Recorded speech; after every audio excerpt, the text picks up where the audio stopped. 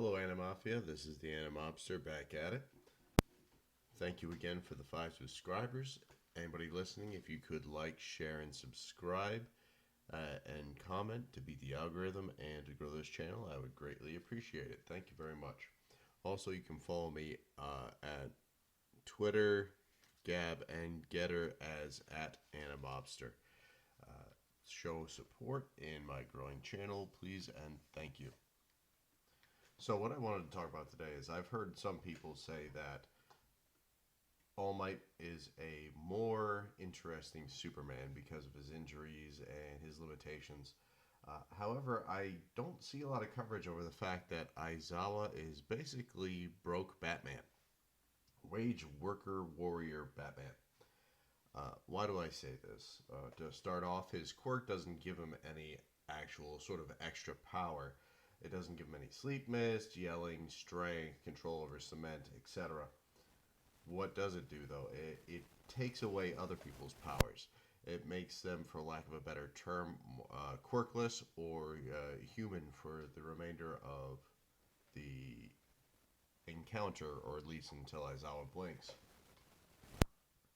So why does that cue into Batman? One, Batman doesn't have any extra meta abilities.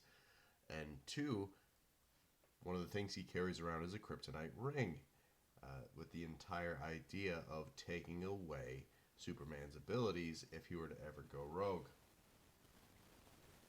Next in how he fights is his martial arts prowess. He seems to be a martial arts master, as evidenced by the USJ attack. Similar to Batman, who is a martial arts master. Also, he heavily relies on tools. Those tools being a knife, although you rarely see it, his caltrops that he used against Shoto and Momo during the final exam, and his capture scarf, which is his most iconic weapon that's with him at all times. These are similar to Batman's gadgets or his utility belt. On to some more characteristics of Aizawa. He patrols mainly at night. You see this when he's first introduced when Midoriya recognizes him, as he's alone on a rooftop overlooking an area at night, which is very similar to how we usually see Batman patrol his areas. It's highly implied by Midoriya during the USJ incident that his preferred method of takedown for villains is that he ambushes and takes them down when they aren't expecting it. Aizawa is also very much interested in the next generation of heroes. Both Bruce Wayne and Aizawa have jobs, although in Bruce Wayne's case, it's more he's a CEO, so he can redo or schedule any sort of meetings whenever he needs. Aizawa, on the other hand, is a teacher, and it very much is a running gag that he's sleeping a lot of the time. However, this does play into him being very interested in the next generation of heroes, just as Bruce Wayne often takes in children to raise them and teach them in his way of heroics. Aizawa takes particular interest in Eri and Shinso. Shinso, in fact, becomes so enamored with how Aizawa does things that he starts becoming the second Aizawa. He starts wearing a capture scarf. He starts dressing more and more like Aizawa. This is very much similar to Dick Grayson and how he was becoming the next Bruce Wayne / Batman, at least for a time. Next, we have the person obsessed with Aizawa to the point where it's annoying and unwanted, the attentions of this person, and that is Miss Joke. Miss Joke, very much mirroring the Joker from the DC universe and his obsession with Batman. I find that particular nugget hilarious. Going forward into spoiler territory, this one has been animated recently, so it's not as much of a spoiler, but Shirakumo Oboro, President Mike and Aizawa's childhood friend who was killed in an accident, was reborn as the Nomu Kurogiri. Now, I know a few of you right now are going, how is that a Batman reference? It is very much a Batman reference if you take into consideration Jason Todd becoming the Red Hood. Jason Todd was murdered. Then when he came back to life as the Red Hood, he was a villain for a little while until he came all the way back around to being an anti-hero. This could possibly be a theory for where Kurogiri is going to go eventually.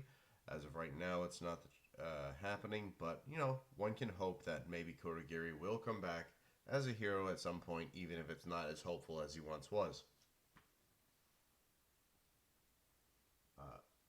Eventually, Aizawa in the manga so far has gotten crippled. Lost a leg and an eye. This can be a reference to the famous Batman scene where Bane broke Bruce Wayne's broke his back. An iconic scene in DC lore showing somebody finally defeating the Batman. This is also a further reference to either Oracle or Batman Beyond's Bruce Wayne. As we know, Barbara Gordon, when she was injured by the Joker and had her spinal cord severely damaged, became a paraplegic, and then she became a thinker for the Bat family, their computer expert, finding information for them. And Aizawa has shown that he is not out of the fight, even if he can no longer physically fight. Furthermore, it could be a reference to Batman Beyond's Bruce Wayne, and where he became too old and out of shape, or I guess would be the best way to put it, to continue the fight against evil the way he wanted to. So instead, he became a mentor to the next generation and showed his support and thinking skills from the background. Finally, just as a bit of a fun thing, let's take a look at Aizawa's friends, or at least the people he hangs out with the most. We have All Might, who is, as we said before, a Superman analog. Midnight, the strong female character, the femme fatale, is our Wonder Woman stand-in. And Present Mike, being loud and annoying a lot of the times, can be our Flash stand-in. But also just his general aesthetic and powers make him the male Black Canary. Aizawa's hanging around with Manga Justice League, essentially is my point.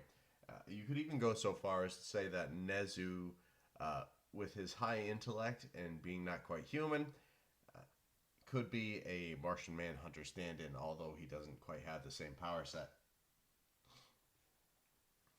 That is, in conclusion, just goes to show that Horikoshi's love for Western comics has made him have Aizawa as a Batman stand-in. Even if in most of the encounters he's had, be it the USJ or the fight at Jakku, he gets his pockets around, mostly because he's not in a situation where he usually wants to be. Even with the Shie Hisakai fight, he wants to be an ambusher. He wants to take people by surprise, but he always gets wrapped up into these larger, in-your-face operations, which aren't really his thing. Even so, it's good to see the love Horikoshi has put into this character, and I can't wait to see how it continues on into the future. That is all for this video. Please, once again, like, share, and subscribe. Comment as well to get the algorithm on our side. And if you could show some support elsewhere, please go to Twitter, Gettr, or Gab, and follow me at Animobster. Thank you very much, and have a wonderful day.